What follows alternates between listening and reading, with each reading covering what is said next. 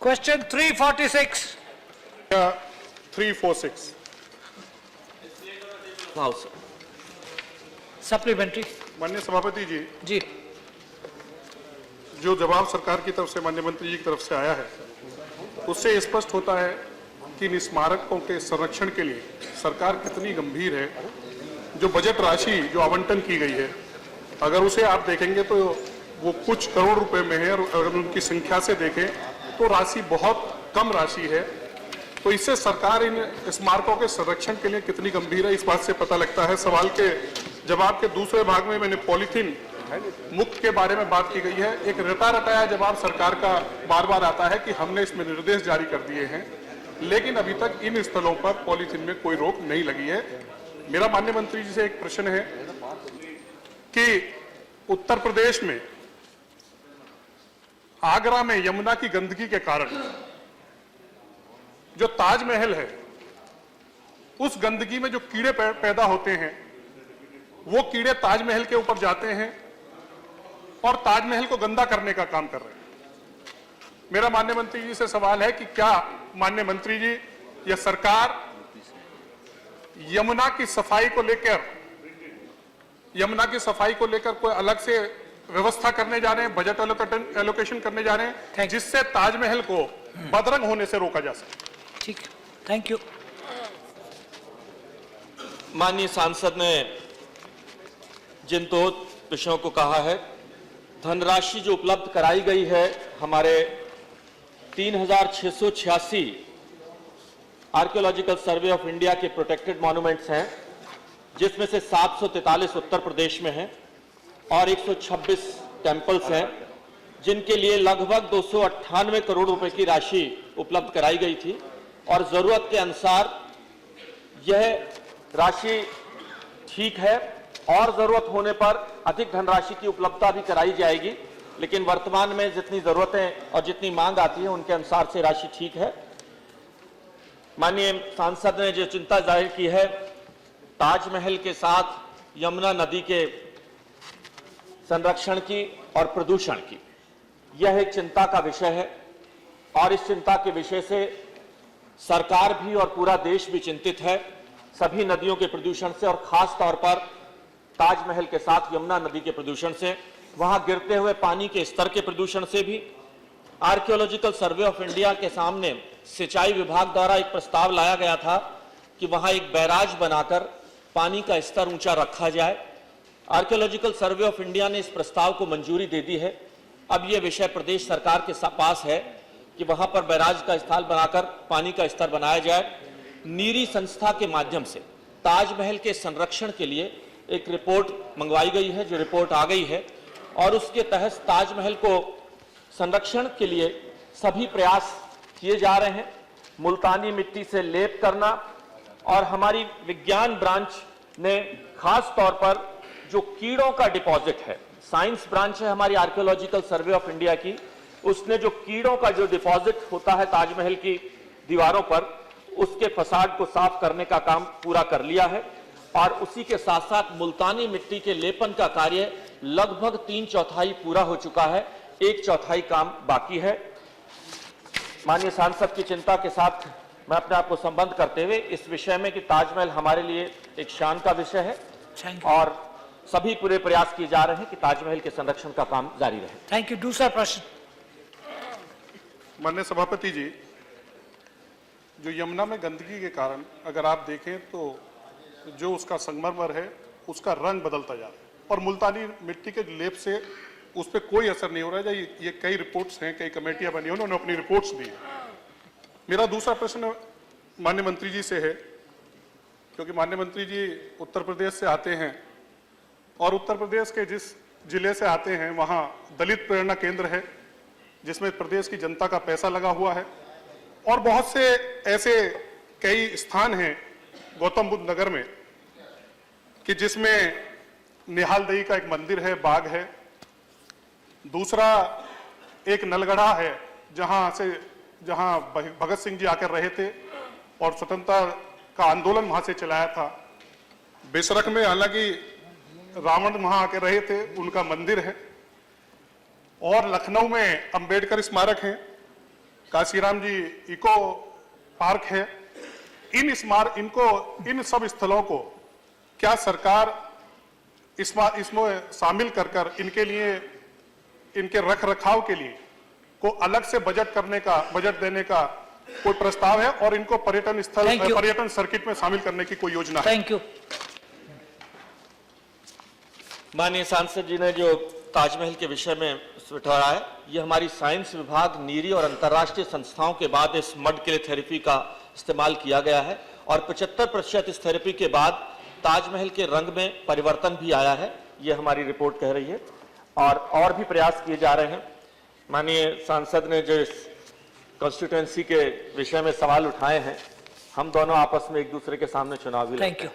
Thank you. और उस विषय में जो सारे विषय हैं, मैं बता देना चाहता हूं कि दलित प्रेरणा स्थल, निहाल देवी का टेम्पल, नलगढ़ा का stadium, night safari, formula 1 race और इन सबको मिलाकर एक बृहद पर्यटन सर्किट की योजना की जा रही है, जिसमें कासना में भी एक सती मंदिर, बिसरक का भी मंदिर, ये एक पर्यटन सर्किट के रूप में डेवलप किया जा रहा है और इसके शीघ्र ही परिणाम आएंगे। Thank you. श्री शिव प्रताप शुक्ला।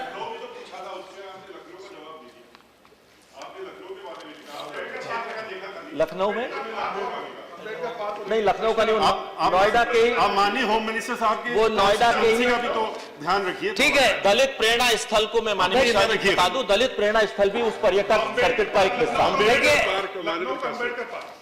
सवाल आर्कियोलॉजिकल सर्वे का है, बारे में अभी मेरे पास उसके नियम के मुताबिक नहीं, लेकिन आप पूछिए। शुक्ला जी।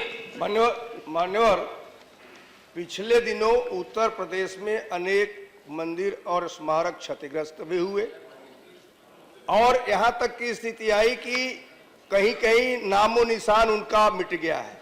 अभी तुरंत का एक रिपोर्ट आया जिसमें 400 करोड़ से ऊपर के वक्फ की जमीनों को और उसके रखरखाव में घोटाले की भी बात आई थी।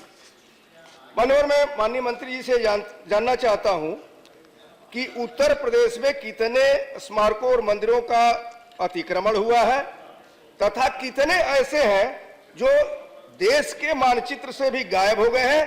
क्या उन्हें सरकार की कोई रिस्टोर करने की योजना है? अगर हो तो कृपा करके स्पष्ट करें।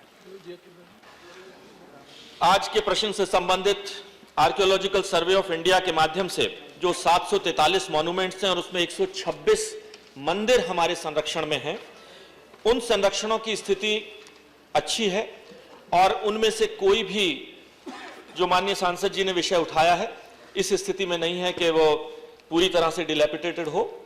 अगर कोई ऐसा मंदिर जिसके बारे में कोई ज्ञान माननीय सांसद महोदय अगर कराएंगे उपलब्ध, तो उस विषय में जांच कराकर मैं सूचना उपलब्ध कराऊंगा। वर्तमान में कोई सूचना इस वक्त हमारे पास कि कैसे कितने मंदिर हैं जो ठीक हालत में नहीं है, लेकिन आर्कियोलॉजिकल सर्वे ऑफ इंडिया के माध्यम से जो 126 मंदिर हमारे संरक्षण में है वे सभी ठीक स्थिति में। Thank you. श्री संजय सेठ। माननीय सभापति जी, मैं आपके द्वारा माननीय मंत्री जी से ये जानना चाहता हूं कि पुरातत्व विभाग की कुछ साइट्स ऐसी हैं जो बहुत ऐतिहासिक महत्व की नहीं है, जैसे कि अंग्रेज सिपाहियों की कब्र इत्यादि। ये साइटें शहर के बीच में पड़ती हैं जिनकी वजह से सारा डेवलपमेंट रुक रहा है। तो अतः मैं ये जानना चाहता हूं कि क्या पुरातत्व विभाग फिर से ये सर्वे कराकर इन तरह की साइटों को हटाने का विचार कर रहा है और ये कब तक संभव होगा?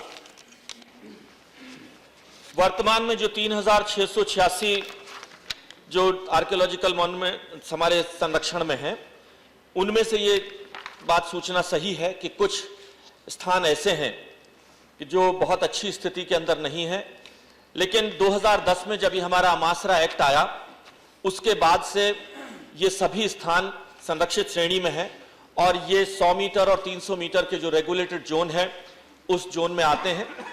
हम लोगों ने इस विषय पर एक चिंतन की कुछ सरकारी कार्य जैसे नेशनल हाईवे कहीं निकलना है, कहीं कोई ओवरहेड ब्रिज बनना है, उस विषय के अंदर एक विषय हमारे कानून मंत्रालय के सामने है जिसमें अगर सरकारी कामों के लिए या जनहित के कामों के लिए अगर किसी ऐसे मॉन्यूमेंट्स के बारे में अगर विचार किया जाए तो यह विषय कानून मंत्रालय के विचाराधीन है। Shri Tiruchi Shiva, that's all. Mr. Chairman, sir. Sir, the Archaeological Survey of India having studied deeply into the issue of Ram Setu, has given a report, sir. Whereas it is learned that the government has constituted another committee to go into the same. I would like to know from the Honorable Minister, in this situation, if it is a fact, whether the government has rejected the earlier ASI report, sir. See, it's not that we have rejected the earlier Archaeological Survey of India reports, but if there is any suggestion which comes from any organization, member of parliament or any states, there is a procedure for review of that, and definitely we review all such things in the right perspective. If any such suggestion the honorable member has, we'll definitely get it reviewed by another committee of experts. Question 347. Questioner not present, let the answer be laid. सभापति जी उत्तर table किया गया। जी श्री माजिद मेनन। मंत्री से मेरा ये सवाल है कि वरिष्ठ नागरिकों के संबंध में पिछले 3 वर्षों में जो हत्याएं हुई हैं, जिसके बारे में मुख्य सवाल है कि उन मुकदमात का क्या हुआ, क्या उसमें किसी को शिक्षा हुई, गिरफ्तारी हुई, एक तो ये जानकारी दें। और दूसरा, दिल्ली क्राइम प्रोन एरियाज में क्या mobile police van specially for senior citizens, women and children का मूवमेंट होता है? क्या पुलिस स्टेशन पर कोई यूनिट स्पेशल विशेष तौर पर वरिष्ठ नागरिकों के लिए, बच्चों के लिए और महिलाओं के लिए काम कर रहा है? ये प्रश्न है। सभापति जी, जितने भी मामले दर्ज हुए थे और उसके बारे में हमने ब्यौरा दिए है कि करीब करीब इस वर्ष 5 ऐसे मर्डर के केस हुए थे और 5 भी वरिष्ठ नागरिक मर्डर के केस का पूरा उसका ये हुआ है और पूरे मामले कोर्ट में गए हैं। कुल मिलाकर अभी तक जो 2014, 15 और 16 की पूरा हमने फिगर दिया है, लेकिन इसमें कितने लोगों को कन्विक्शन हुआ है इसकी जानकारी हमारे पास में नहीं, हम देंगे, लेकिन माननीय सदस्य को पहुंचा देंगे, भेज दिया जाएगा। साथ में आपने जो पूछा है कि वरिष्ठ नागरिकों की सुरक्षा के लिए जो वैन वगैरह, मोबाइल वैन का क्या प्रयोग होता है, लेकिन यहाँ पर पुलिस काफ़ी इसको गंभीरता से लेती है और पुलिस ने विशेष करके वरिष्ठ नागरिकों की सुरक्षा के लिए जो प्रयास किए हैं उसमें सीनियर सिटीजन सिक्योरिटी सेल एक स्पेशल बना हुआ है और उसके माध्यम से इन सभी वरिष्ठ नागरिकों का रजिस्ट्रेशन भी होता है। करीब 30,082 वरिष्ठ नागरिकों का आज तक रजिस्ट्रेशन हुआ है 15/3/17 तक, और उन्हें और भी सुरक्षितता देने के लिए एक ऐप भी बनाया गया है और साथ में उनके बार बार विजिट भी किए जाते हैं, उन्हें आई कार्ड भी दिया जाता है। 28,696 ज्येष्ठ नागरिकों को आई कार्ड भी दिया गया है। ऐसा उन्हें सिक्योरिटी मिले, सेफ रहे, इसलिए बार बार वहाँ पर संबंधित सेल के पुलिस अधिकारी दौरा भी करते हैं, उन्हें विजिट भी करते हैं। यहाँ पर हम बताना चाहेंगे सदस्य जी को कि 5,35,000 बार यहाँ पर विजिट की गई है कुल मिला के, और करीब करीब इन लोगों से फ़ोन से संपर्क किया गया है वरिष्ठ नागरिकों से, जो 3,53,000 बार टेलीफोन से ही बात की गई है। आपने साथ में बच्चों के बारे में पूछा है, लेकिन इसमें उसको इंक्लूड नहीं किया गया है, लेकिन दिल्ली पुलिस उसी को लेकर भी उन बच्चों के लिए भी सुरक्षा के लिए काम करती है। धन्यवाद। Thank you. श्री पुनिया।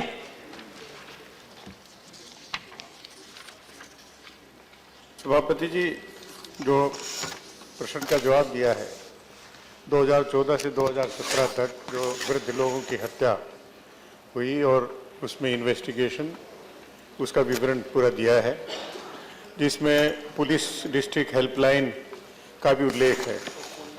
मैं ये जानना चाहता हूं कि गृह मंत्रालय ने 30 अगस्त 2013 को वरिष्ठ नागरिकों के जीवन संपत्ति की रक्षा संबंधी एक एडवाइजरी जारी की थी, और जिसमें वृद्ध जो सीनियर सिटीजन्स स्वयं अपना सेल्फ हेल्प ग्रुप बनाएं, जिसमें डॉक्टर, वकील, विशेषज्ञ वो सब उसमें सम्मिलित होंगे। तो दिल्ली में वृद्ध व्यक्तियों के द्वारा कितने सेल्फ हेल्प ग्रुप बनाए गए और उसमें कितना दिल्ली सरकार के द्वारा या केंद्र सरकार के द्वारा अनुदान दिया गया? Thank you. सभापति जी, सेल्फ हेल्प ग्रुप बनाए जाने के लिए सूचना निश्चित भेजी गई है, उसका मैं आपको फिगर दे नहीं पाऊंगा। सम्मान्य सदस्य को उसके बारे में भी जानकारी भेजी जाएगी। लेकिन इसमें आगे जाकर यहाँ पर पुलिस विभाग के द्वारा कुछ एनजीओ की मदद ली जाती है और एनजीओ की मदद लेते हुए सब एनजीओ उनके परामर्श पूरा कर रहे वरिष्ठ नागरिकों के सभी वर्गों से कल्याण के लिए काम किया गया है, जिसमें हेल्प एज इंडिया और एज वेल फाउंडेशन और अनुग्रह इन 3 एनजीओ के माध्यम से ये काम किया जाता है।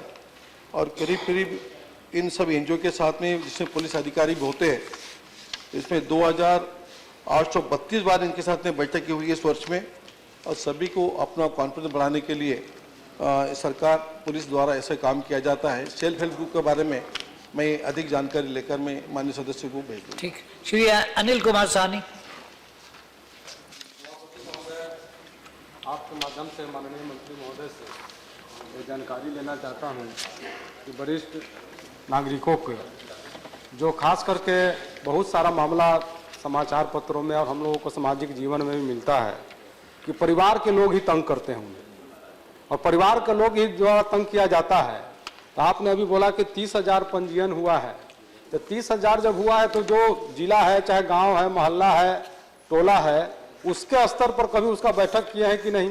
क्या आप क्या सुरक्षा के कर रहे हैं? सामूहिक रूप से उसका एक बैठक बुलाए हैं कि नहीं? और दूसरा, क्या आप इसमें दे रहे मोबाइल ऐप, बहुत सारे वरिष्ठ नागरिकों को मोबाइल ऐप चलाने का हुनर नहीं है, उसको सिखाने के लिए आपने क्या व्यवस्था किया है? उसको जगाने के लिए क्या किए हैं? मेरा कहने का माने यही है कि आप जो है सो किस प्रकार से जो वरिष्ठ नागरिक है उसे एक जगह बैठाकर सामूहिक रूप से, ताकि एक दूसरे से वो बात करते रहे कि ऐसा सरकार ने नियम बनाया है, इस नियम के अनुसार अगर आप काम करते हैं तो उसका बेटा चाहे बेटी चाहे उसके परिवार का जो भी कोई अगर उसको तंग करता है तो उसको जो है सो कानूनी रूप से उसको सजा मिल सके और वरिष्ठ नागरिकों का जो है सो सुरक्षा हो सके। इसके संबंध में आपने क्या किया? पति जी, सदस्य जी ने जो कहा है, हमें एक अच्छे हमने कानून बनाया भी है, एक्ट बनाया है, उसमें मेंटेनेंस एंड वेलफेयर ऑफ यहाँ पे parents and senior citizen act 2007 के अंतर्गत ऐसे वृद्ध माता पिता के लिए अपने पेरेंट की सेवा के लिए उनके बच्चों को कानून बना हुआ है। उसके अंतर्गत 2014 में ऐसे 4 एफआईआर हो चुके थे, 2015 में 1 एफआईआर हुआ है, 2016 में 5 हुई है, अभी 2017 में 1 भी नहीं हुआ है। इसके अंतर्गत भी कार्रवाई की जाती है। और मैंने अभी इनके बताया हूँ कि इन सभी ज्येष्ठ नागरिकों के लिए क्या सुरक्षा प्रदान की जाती है। ये ऐप के बारे में जो पूछा है तो मैं आपके सामने बताऊंगा कि ऐसे सरकार के द्वारा ऐसे बहुत से विज्ञापन देकर इन लोगों को शिक्षित किया जाने की कोशिश की जाती है। और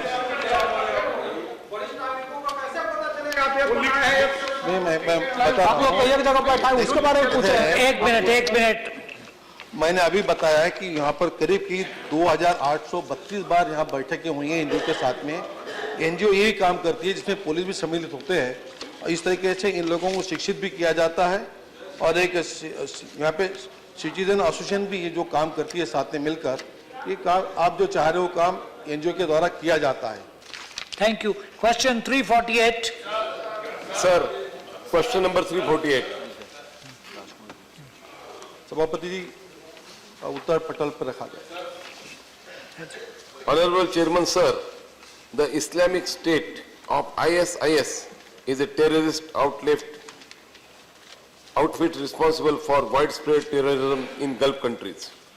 It has destroyed countries like Syria and part of Iraq, and it is now spreading its operation in European countries. And it is a matter of concern that it has reached in our country as well. I want to know from the Honorable Minister that whether after arresting some IS modules in the country, whether our intelligence agencies have succeeded in identifying the persons or organizations who are providing support, shelters and funds to these modules in the country. If so, whether he will share some information with us and what action government proposes to take against anti-national people or organizations, sir. Thank you.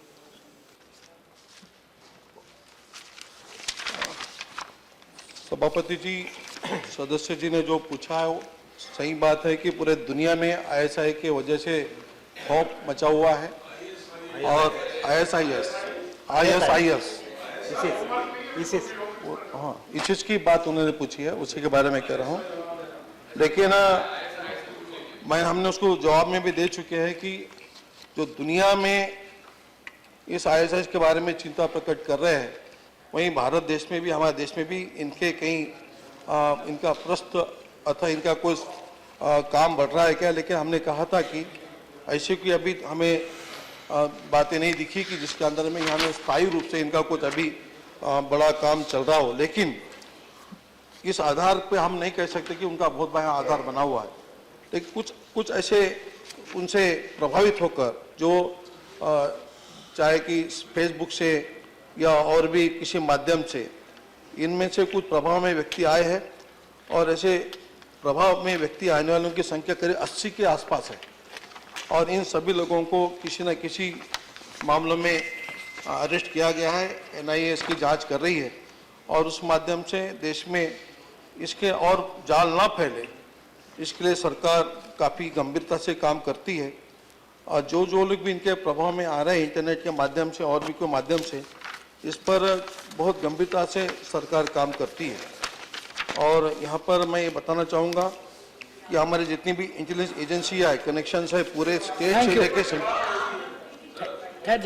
ठहर जाइए, सुन लीजिए please. जो भी है इस पर हम 24 घंटे तक इसमें मॉनिटरिंग होती है, ठीक, इसका और जाल ना फैले और उस माध्यम से पूरा उस पर नियंत्रण रखने का सरकार पूरी कोशिश करती है। Thank you. दूसरा प्रश्न। Honorable Chairman, sir, in the recent past, there were media reports about some youth joining ISIS in our country. First, it came from Kerala, then from my home state Maharashtra and some other state. And reportedly, some of them were killed in Syria fighting for IS. I want to know, Honorable Minister, whether government and its agencies have identified the persons or organizations who are abetting the youth of join ISIS and recruiting them in the country of the ISIS. If so, the detail thereof and what action government has taken or proposes to take against such persons or organizations. If such persons or organizations have not been identified, what efforts government proposes to make to identify them, sir? Thank you. सभापति जी, जो प्रश्न पूछा है सम्मानित सदस्य जी ने, इसमें सत्य ये भी है कि केरला में ऐसे 22 व्यक्तियों को पाया गया है कि वो देश के बाहर जाकर ISI में सम्मिलित होने की, उनसे विचारों से प्रभावित होकर सम्मिलित होने की आशंका बताई गई थी और उन्हें अभी खोज चल रही है, जिसमें से 22 में से 16 व्यक्तियों के खिलाफ में कार्रवाई की जा रही है और उन्हें अभी इंटरपोल रेड नोटिस जारी की गया है उनके मामले में और ऐसे 16 लोगों पे कार्रवाई की गई है NIA द्वारा। और भी बाकी जो है 22 में से 6, इसमें कुछ महिलाएं बच्चे हैं, उन पे कार्रवाई अभी नहीं की गई है। और ये इसको रोकने के लिए सरकार द्वारा कई प्रयास किए जाते हैं और जो भी ऐसी घटनाएं होती है जहां आशंका आती है वहां पर उस मामलों को NIA को दिया जाता है। ऐसे कुल मिलाकर इसी से संबंधित 3 मामलों को NIA को दिए गए हैं जांच के लिए। Thank you. और साथ में ही मैं इसमें एक अच्छी बात ये बताना चाहूँगा सदस्य जी को कि बहुत जगह पर हम यहाँ पर जो धार्मिक जो कट्टर इस्लामाबाद की जो बात आती है ISI में, यहाँ हिंदुस्तान के कई धर्म गुरुओं ने इसमें युवाओं को सम्मिलित नहीं होने के लिए भी कई बार आह्वान किया है। कि देश की बहुत बड़ी मुस्लिम भाइयों की आबादी होने के बावजूद भी इसमें सम्मिलित नहीं होने के लिए धर्मगुरु भी सामने आ रहे हैं। ये हमारे देश के लिए बहुत अच्छी बात है। Thank you. श्री दिग्विजय सिंह। सभापति महोदय, मैं माननीय गृह मंत्री जी का ध्यान आकर्षित करना चाहता हूं। 8 मार्च को लखनऊ में सैफुल्ला के साथ जो एनकाउंटर हुआ उसके बारे में पूरे दिन भर ये चर्चा चली कि सैफुल्ला का ISI से संबंध था। लेकिन आज इसमें प्रश्न के उत्तर में आया है कि इसके कोई प्रमाण नहीं है। मैं माननीय गृह मंत्री जी का ध्यान एक US based intelligence website Intel group के तरफ ध्यान दिलाना चाहता हूं, जिसके ट्विटर अकाउंट स्क्रीन ग्रैब पर डाला गया है मैं I quote, pro-#ISIS Telegram channel insights for attacks in #India points to suspected ISIS fighter Saifullah as example. Website also posted photo of Saifullah describing him as a soldier of the Khilafah from India. माननीय सभापति महोदय, मैं माननीय मंत्री जी से यह भी निवेदन करना चाहता हूं कि उनके स्टेटमेंट का क्लैरिफिकेशन आज तक उसमें चर्चा में नहीं आया है। मैं आपका ध्यान आकर्षित करना चाहता हूं। बहुत सारे विषय हमारे पास हैं, क्योंकि ट्रेन में जो ब्लास्ट हुआ था उज्जैन में, उसके भी लिंक इससे बताए गए थे। ये गंभीर प्रश्न, मेरा उनसे प्रश्न यह है कि ये जो जानकारी मैं आपको दे रहा हूं, यूएस की इंटेलिजेंस की जो वेबसाइट है उसके बारे में भी बताया गया है कि सैफुल्लाह के लिंक्स आईएसआईएस के साथ हैं। एक तरफ ये प्रमाण है और माननीय गृह मंत्री जी का उत्तर यह है कि हमारे पास कोई प्रमाण नहीं है। मैं उनसे जानना चाहता हूं कि आखिर किस बिंदुओं पर ऐसा ही उन्होंने बयान दिया है। सभापति महोदय, माननीय दिग्विजय सिंह जी को मैं बतलाना चाहूंगा आपके माध्यम से कि अभी पूरे मामले की एनआईए के द्वारा इसकी जांच चल रही है। मेरी बात सुन ली, बैठ जाइए। सुन लीजिए, जवाब सुन लीजिए भाई, आप जवाब तो सुन लीजिए। आ गया जब चुनाव का मतदान हो गया, दिग्विजय सिंह जी प्लीज, उसके अंदर उनका कोई संबंध नहीं। प्लीज प्लीज प्लीज, वैसे मैं जानता हूं, सुन लीजिए, जवाब सुन लीजिए। दिग्विजय सिंह जी बहुत ही धैर्यवान एक राजनेता हैं, लेकिन फिर भी पता नहीं क्यों धैर्य खो रहे हैं। ऐसा मैंने नहीं कहा था उस समय कि इनका संबंध आईएसआईएस के साथ था। नहीं, मीडिया ने जो कहा तो कहा, लेकिन जो कुछ भी सामान उनके पास प्राप्त हुए थे उस आधार पर यह निष्कर्ष निकाला लोगों ने कि उन लोगों का आईएसआईएस से संबंध रहा होगा। लेकिन पूरे मामले की इस समय एनआईए के द्वारा जांच चल रही है सभापति महोदय, और जब तक जांच ये पूरी नहीं हो जाती तो कुछ उस संबंध में कह पाना कहना उचित नहीं होगा। श्री प्रेमचंद गुप्ता, नहीं देखिए नहीं, आपको वेबसाइट्स पे इतना क्यों भरोसा है? अमेरिकन इंटेलिजेंस एजेंसी की वह है जिस पर भाई सुन लीजिए, प्रेमचंद जी आप पूछिए। आधार रहा है। दिग्विजय सिंह जी प्लीज। साथ में मध्य प्रदेश के मुख्यमंत्री ने भी इसको लिंक किया था आईएसआईएस के साथ, उसके बारे में क्या कहना है? नहीं, थैंक यू, यस प्लीज।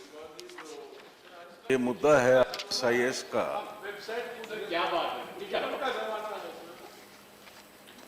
श्रीमान जी, आईएसआईएस का जो समस्या है और जो इनके द्वारा सारी दुनिया को त्रस्त किया हुआ है, मैं हमारी इंटेलिजेंस एजेंसीज की काबिलियत पर कोई क्वेश्चन नहीं करना चाहता, लेकिन श्रीमान जी 10 वेबसाइट ऐसी है जिसमें रिक्रूट्स के लिए एक नए ऑफर दिए जाते हैं। और तो क्यों न आज ये जो इतना एडवांस टेक्नोलॉजी का ज़माना है, तो हमारी सरकार और हमारी एजेंसीज क्यों न उसी स्टेज के ऊपर में जो लोग उसको क्लिक करके देखते हैं, उसमें इंटरेस्ट शो करते हैं या कम्युनिकेशन करते हैं, तो क्यों ना हमारी एजेंसीज उसी स्टेज पर उन लोगों को डिटेक्ट करके और उनको पकड़ धकड़ करने का काम करती। जब हादसा हो जाता है उसके बाद में हम लोग रिएक्ट करते हैं, इसका क्या फायदा है श्रीमान जी? तो मैं माननीय गृह मंत्री महोदय से ये आग्रह करना चाहूँगा और जानना भी चाहूँगा, क्या इस बारे में कोई आप ठोस कदम उठा रहे हैं, क्योंकि सारी दुनिया इससे त्रस्त है। सभापति जी, इस मामले में मैं आपको बताना चाहूँगा आपके माध्यम से कि सरकार इसमें काफ़ी गंभीर है, और जहाँ भी ऐसी बातें दिखती कि वेबसाइट के माध्यम से इसके आईएसआईएस का कुछ प्रचार हो रहा है, उसकी एक्टिविटी बढ़ाने का काम चलता है, आतंकी संगठन बढ़ाए जा रहे हैं, तो उस वक्त में ऐसी वेबसाइट जब हमारे माध्यम से हमें पुलिस के माध्यम से जानकारी मिल जाती है तो उसको हम तुरंत उसके वेबसाइट को ब्लॉक कर देते हैं, और इसके लिए 2400 घंटे तक इसमें इंटेलिजेंस काम करता है। बड़ी गंभीरता से इस पर काम कर रही है, और इसमें विशेष करके हमारे इंटेलिजेंस बहुत ज़्यादा इसमें स्टेट की सभी राज्य और केंद्र की दोनों भी सुरक्षा संस्थाएं इसमें काम करते आ रही है। और इसमें जहाँ भी ऐसा दिखता है, तो जहाँ पे अनलॉफुल एक्टिविटी जहाँ दिखती है, वैसी आतंकवादी संस्थाओं में सम्मिलित होने वालों को भी कार्रवाई की जाती है, ऐसी संस्थाओं पे हम प्रतिबंध भी लगा देता है, उसको घोषित किया जाता है कि आतंकवादी संगठन। इसलिए सरकार को इसमें जितना भी अच्छा काम करना है उतना सरकार कर रही है। Thank you. Shri Vijay sir Reddy. नहीं, आपका क्वेश्चन खत्म हो गया। Premchand ji please. No continuation, no please allow the next question. Sir, the Honorable Minister in his reply has stated that the religious fundamentalism is the sole factor for Muslim youth getting radicalized and by going to ISIS. I have a different version, sir, because in 2015 itself, about 25 Indian citizens, these are all the figures which have been given by NIA, National Investigating Agency. About in 2015 itself, about 25 Indian citizens have gone there, youth gone there, and in 2016, NIA has arrested about 52 persons. Out of 52 persons who have been arrested, 80% of the 52 are well educated. They are either postgraduates, graduates, and who have completed lower graduation, whatnot, everything. Only 20% of those arrested in 2016, 52, 20% are the persons who have studied in madrasas. So my submission in this regard is, sir, probably the religious fundamentalism may be one of the factors, but apart from that, the youth, Muslim youth, which are educated, because they are not getting employment, maybe because of the unemployment, and also for the reason that they are financially not sound, because for the financial reasons, may be opting to get radicalized. So I request the Honorable Minister, what steps the ministry is taking to provide employment for the educated youth, so that Thank you. Thank you. Thank you very much.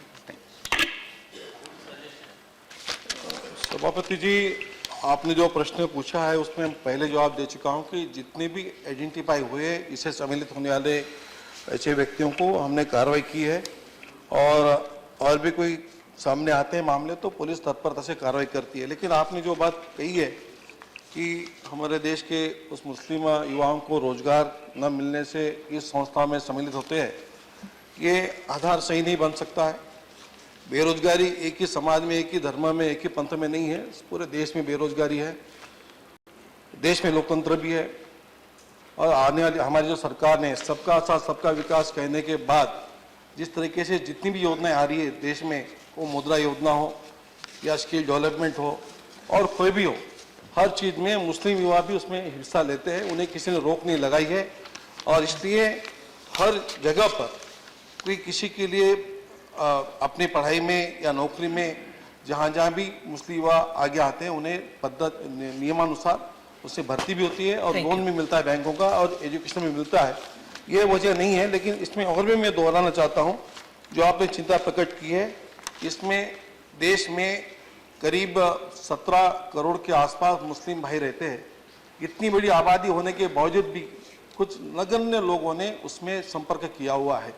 ये देश की भारी सफलता है और कई धर्मगुरुओं ने भी आह्वान किया हुआ है कि इस संस्थाओं से ना जुड़े। ये बहुत स्वागतार्ह बात सामने आ रही है, तो ये चिंता में सभी ने हिस्सा लिया है। मैं सबका स्वागत करूंगा कि देश की ये चिंता आप सब लोगों ने शेयर की है और ये ISI को हम बढ़ने नहीं देने का हमारा भी संकल्प है। Thank you honourable minister. सदन के माध्यम से देश को जानकारी देना चाहता हूं कि ISIS की एक्टिविटीज को लेकर देश को बहुत चिंतित होने की आवश्यकता नहीं है, और विशेष रूप से भारत के संदर्भों में मैं बात कर रहा हूं कि देश को इसको लेकर बहुत चिंता करने की आवश्यकता नहीं है। जहां पर कुछ लड़के पकड़े जाते हैं रेडिकलाइज होते हुए, अथवा जिनके संबंध में यदि कोई जानकारी हुई कि रेडिकलाइज हो चुके हैं, तो काउंटर रेडिकलाइजेशन का भी एक प्रोसेस हम लोग प्रारंभ करते हैं। यह बराबर प्रयत्न किया जाता है। और जिस एम्प्लॉयमेंट की बात आपने कही है, यह भी स्पष्ट करना चाहता हूं, कई माइनॉरिटीज कम्युनिटीज के लिए भी सोशियो इकोनॉमिक डेवलपमेंट के भी कार्यक्रम चलाए जा रहे हैं। बहुत सारे कार्यक्रम हैं, यदि मैं पूरी उसकी यहाँ चर्चा करूंगा तो लंबा समय लगेगा, लेकिन उनके लिए स्किल डेवलपमेंट का भी काम चल रहा है और साथ ही साथ बैंक्स के द्वारा लोन प्रोवाइड करने का भी ये एक कार्यक्रम है। और कई माइनॉरिटी अफेयर्स मिनिस्ट्री भी करती है और नेशनल एवं स्टेट माइनॉरिटीज कमीशन का भी जो गठन किया गया है, ये सब सारे कई स्टेप्स हैं जो कि गवर्नमेंट उठाती है। Question 349. उपस्थित। Thank you.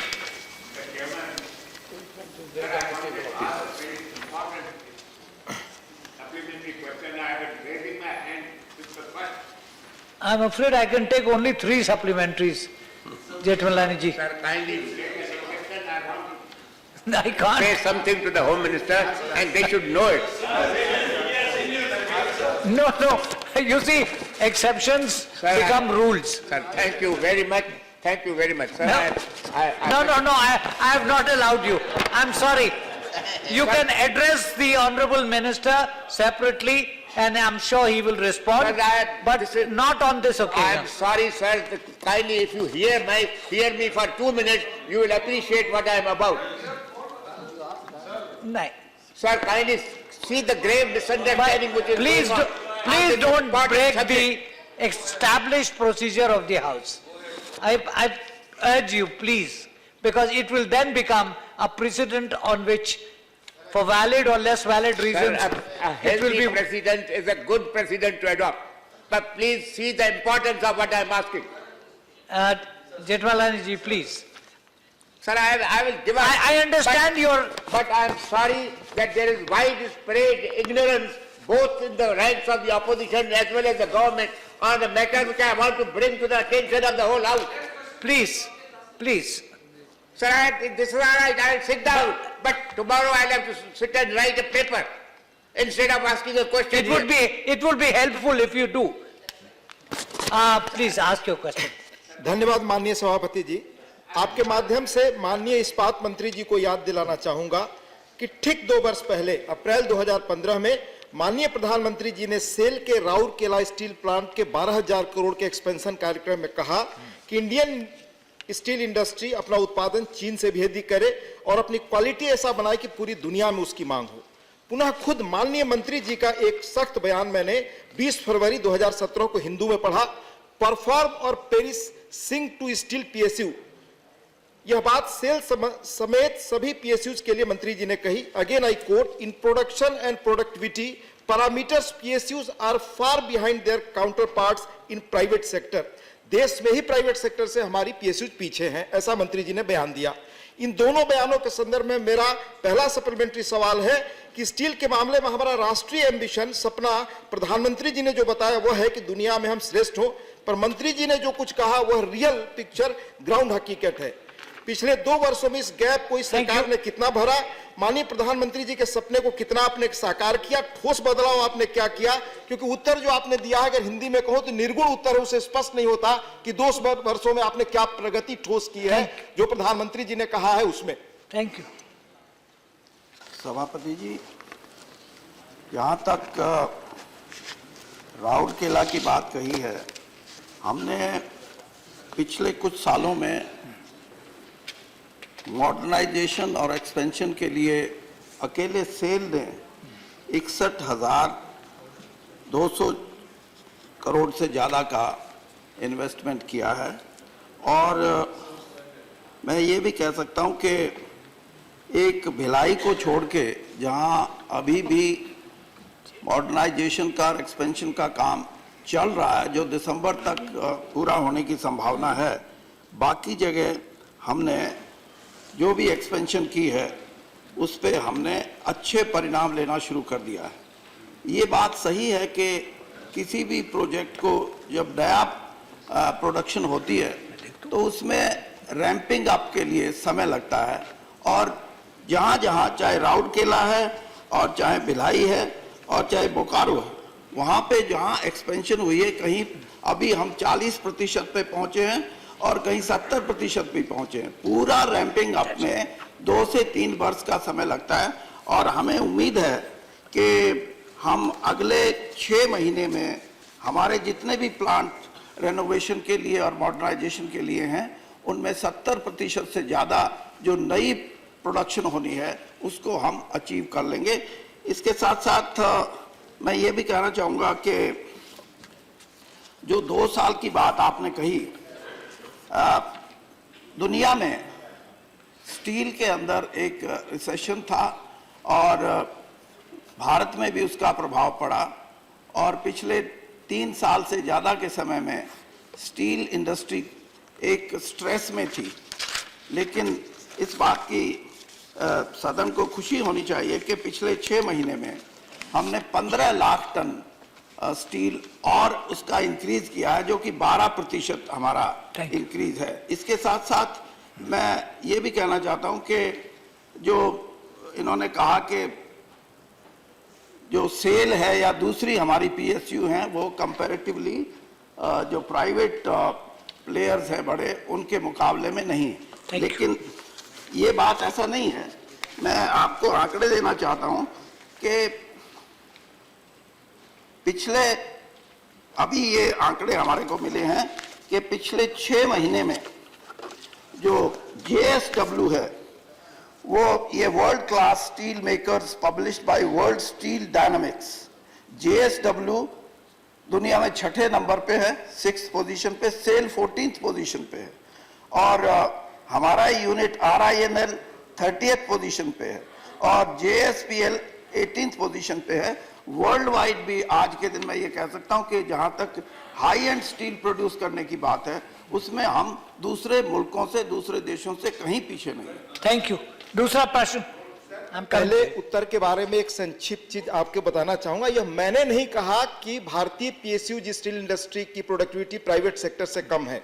मैं कोट करता हूं, हिंदू में माननीय मंत्री जी का बयान छपा है जो अंडर कोट है, in production and productivity parameters PSUs are far behind their counterparts in private sector. ये उनका कोट है, मेरा नहीं।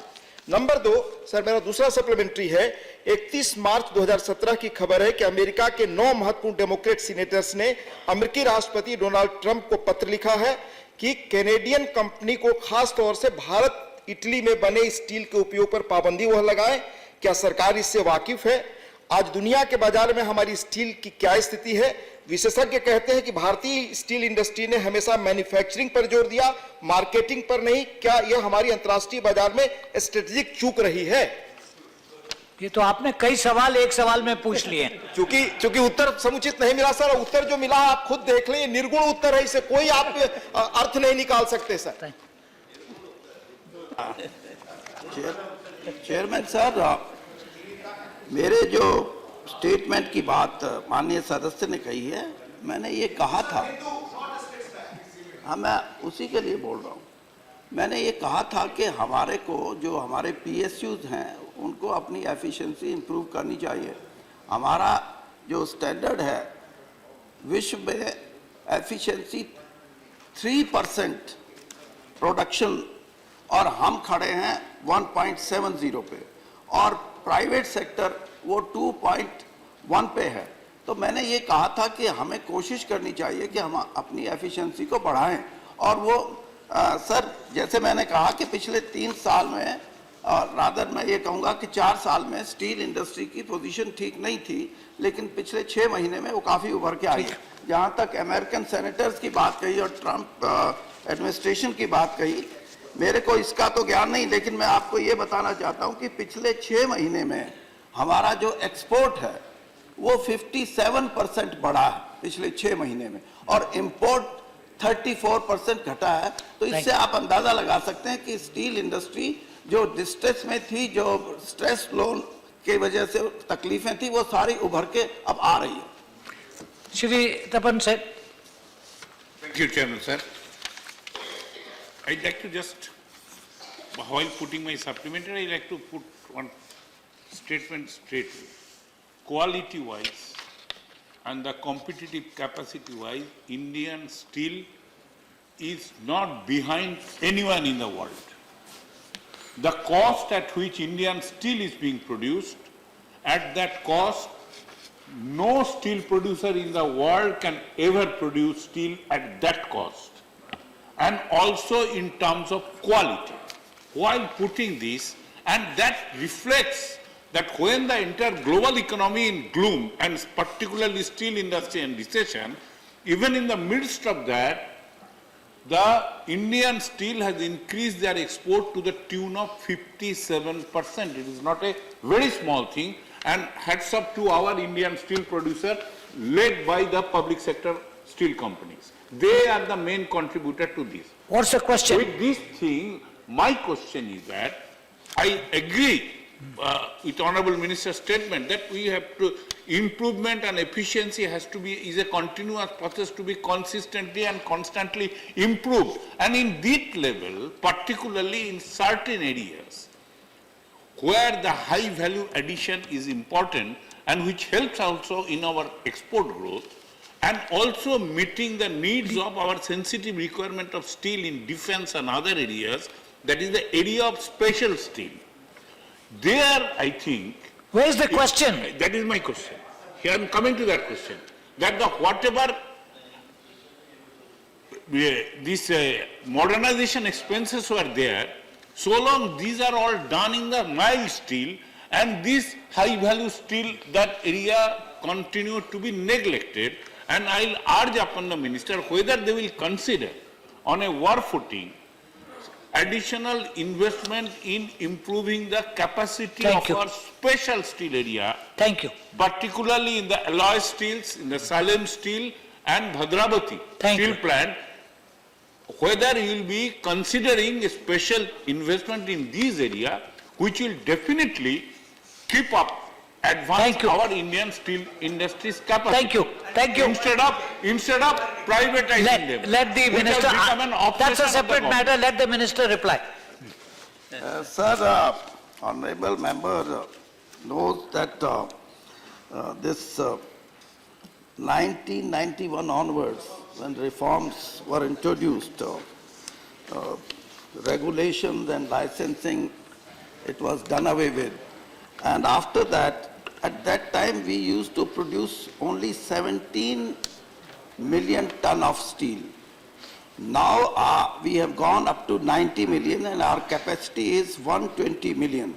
By year 2030-31, we have the targets. This is what our Honorable Prime Minister has announced, that India would be achieving 300 million ton production.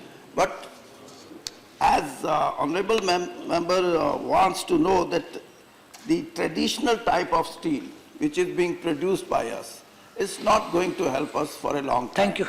And that's why we are, we want that the steel quality with some innovation, some R&D, or even if we are to procure some technology from outside, we are making efforts in that direction, and also want to share with the Honorable Member and the House that for defense grade special steel, investment done in RSP's special plate plant, new quenching and tempering facility is also available, and latest our achievement is that we have produced 260 meter long rail, which is the world's highest long rail. Thank you. This is what No discussion. Shri Rapolo. Alloy steel, Salem Please. Please. Please. Special grade steel for the utilization of defense, even Tapan Kumar ji, please allow the next question. We are running out of time. Respected Chairman, steel is the strength for any nation. So was Question, with please. India. Question. And steel, as far as high precision steel is concerned, we are just importers. And we are just making raw steel only in our country. That is a fact that has been admitted by the Union Minister. The car production is growing in our country, and annually we are importing 10 lakh tons of high tensile steel from Japan and South Korea. And we are straight away importing high quality metro bogies and What is the high-speed question, metro please? bogies for our usage. Keeping the fact of the need of high precision, high tensile steel, whether the Union Steel Ministry is evaluating a strategy to produce high tensile steel within the country to cater to the auto grade needs. Thank you, sir. Thank you. Please, precise answer.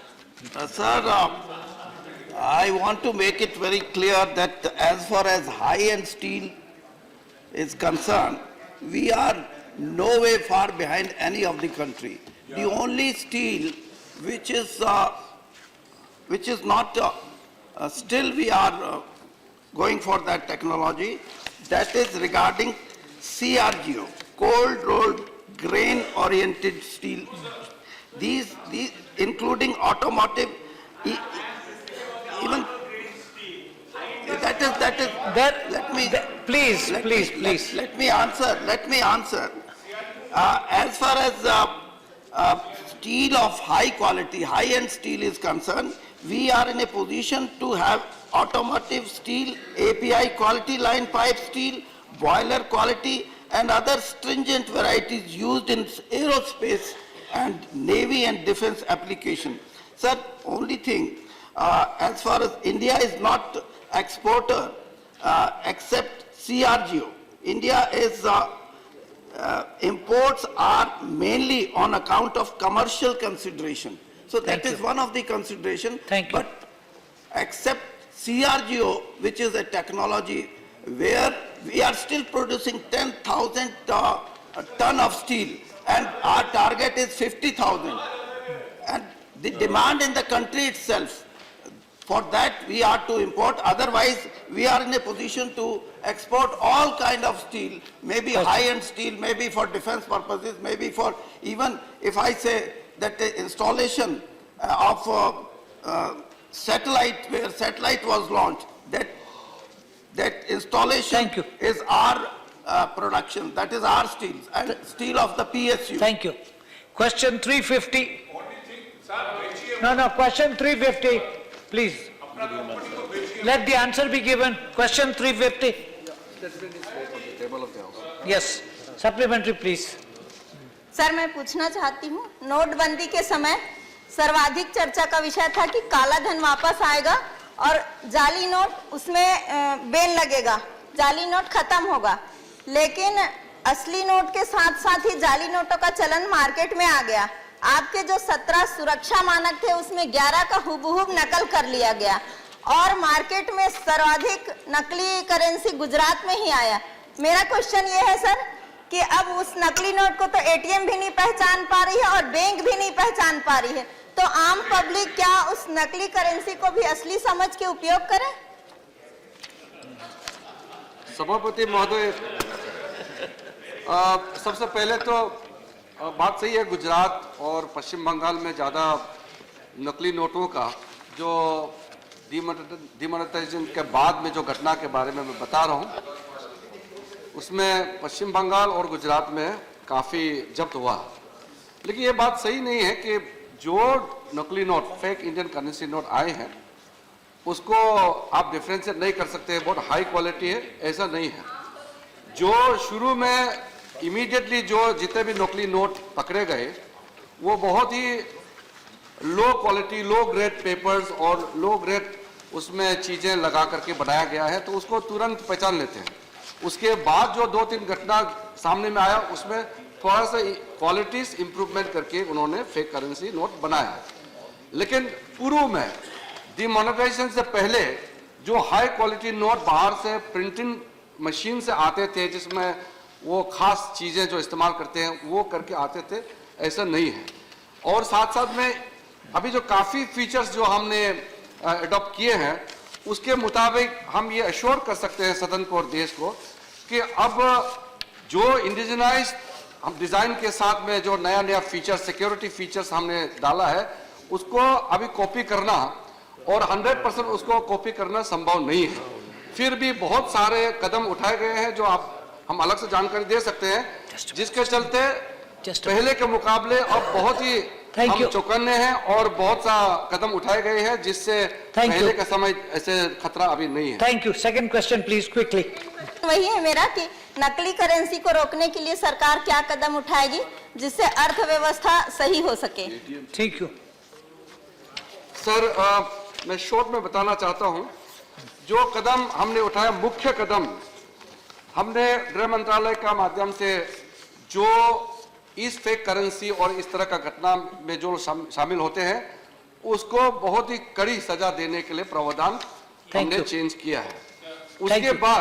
उसके बाद जो coordination committee बनाया, जितना हमारे intelligence wings है, सब लोग एक कोऑर्डिनेटेड रूप में काम कर रहे हैं और तुरंत ट्रेनिंग आरबीआई के माध्यम से भी और हमारे एजेंसीज के माध्यम से भी ट्रेनिंग और अवेयरनेस लोगों तक और मार्केट में बिजनेसमैन कॉमन आदमी सबको ट्रेनिंग देने का प्रक्रिया भी शुरू कर दिया है। Thank you, Shri Anand Sharma.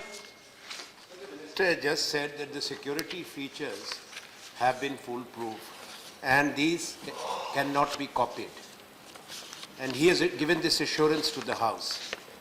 The reality is that the intelligence agencies are concerned. The Home Minister is also present in the House. The new 2000 rupee currency note, 7 of the 11 security features have been copied, and the fear is that the remaining 4 will also be copied, and the notes have come into circulation. They are already, the Reserve Bank is seized of the matter. Therefore, please confirm, yes or no, whether they have been copied. And secondly, sir, when currency is printed by any country, and particularly in the security presses, whether of the RBI or the Government of India, then there's special currency paper, which is procured internationally with the understanding it will not be given to any other country or agency. And same goes for the die. How come the same currency paper and the same die has been sold by the supplier to an agency of a neighboring country? Thank you. Partly I have stated earlier also that some of the features, security features may be copied, but the features are multiple in nature, so that the copying of all the security features cannot be easily done. And that is why I have mentioned earlier also that first of all, it is indigenously designed now, and it is multiple security features. Some of the features are so difficult, and the ink and other things are being available to only limited countries and limited companies, which will not be available to the private organization easily. That is why you have to have multiple security features to ensure. No, the confirmation what Honorable Member said, sir, how can I confirm that not a single feature can be copied? There are elements in the society, but the government has to make it foolproof to the extent that all the security features cannot be copied. Thank you. Shrimati Bachchan. मंत्री जी, मैं आपसे ये पूछना चाहती हूँ कि आपको पता चला होगा, क्योंकि आप कह रहे हैं आपकी इंटेलिजेंस एजेंसी बहुत अच्छा काम कर रही है, ये कहाँ प्रिंट हो रहे हैं, देश में कैसे आ रहे हैं, और आप जनता को ये बता रहे हैं कि नहीं कि ये नोट्स नकली हैं और ये सही है, कैसे बता रहे हैं? Thank you. सर, जो मैंने पहले कहा, अवेयरनेस का कार्यक्रम तो चल ही रहा है, और हमारे यहाँ हिंदुस्तान में तो 2 जगह में ही प्रिंटिंग होते हैं, जो भारतीय रिजर्व बैंक मुद्रण प्राइवेट लिमिटेड और दूसरा है जो security printing and minting corporation limited. ये 2 ही प्रिंटिंग मशीन है जो यहाँ नोट प्रिंटिंग होते हैं। उसके वो जो प्रेस, उसके अलावा वही तो मैं कह रहा हूँ, उसके अलावा जो भी प्रिंट है वो नकली नोट है। नकली नोट का फीचर का हम ऐसे जो ट्रेनिंग और अवेयरनेस के माध्यम से लोगों तक पहुंचा रहे हैं, वो इजीली आइडेंटिफाइबल है। फीचर इतना ज्यादा है कि मैं यहाँ समय तो है नहीं जो मैं पूरा बता सकता हूँ कि बहुत सारा कदम उठाए गए हैं जिससे आम आदमी भी तुरंत पता चलेगा कि नकली नोट क्या है। Thank you, thank you. No agency इतना बढ़िया काम कर रही है, आपने बताया, तो आपको कुछ तो पता चला होगा, जनता को बताइए। Thank you sir. प्रिंटिंग यहाँ जैसे कोई कंप्यूटर से कोई कॉपी करके निकाल के प्रिंटिंग किया, वो लो क्वालिटी हो गया, उसका मना नहीं कर सकता है, लेकिन हम उसको पता लगाने के लिए कि वो आम आदमी को पता चले कि वो नकली नोट है। Thank you. ये हमारा कदम है, और भी बहुत से कदम है, समय नहीं है इसलिए। थैंक यू श्री मिस्त्री। बहुत बड़े पैमाने पे बाजार में ये बातचीत चल रही है कि जो फेक नोट के चलते हुए देश के अंदर ये सरकार वापस 2000 रुपये की जो नोट है और 500 की नोट है उसको बंद करने वाली है। 2000 रुपये की नोट के बारे में बहुत बड़े पैमाने पे ये बातें चल रही है, तो मैं आपसे जानना चाहता हूँ कि आप ये फेक करेंसी को या तो सीज करेंगे, उसका है तो एक्शन जो लेके उसको बाजार में आती रोकेंगे, या 2000 रुपये वाली जो नोट है उसको ही फिर डिमोनेटाइज वापस करोगे? Thank you. क्या है आपका? Thank you sir. Fake currency तो हम लोगों ने सीज किया है, अलर्ट है, इसलिए तो जो भी आया है सामने में आया पूरा सीज हो गया, वो तो फेक है। जहाँ तक कि बाजार में जो अफवाहें हैं, तो अफवाह पे तो हम लोग ज़्यादा नहीं जाना चाहिए, क्योंकि वो ऐसे तो चलते रहता है। सरकार गंभीरता से जो सीरियस बात है उसी को हम आपको बताते हैं, और अफवाहें को आप मत जाइए। I'm afraid question hour is over. House is adjourned till 2 p.m. बात तो अफवाह होती है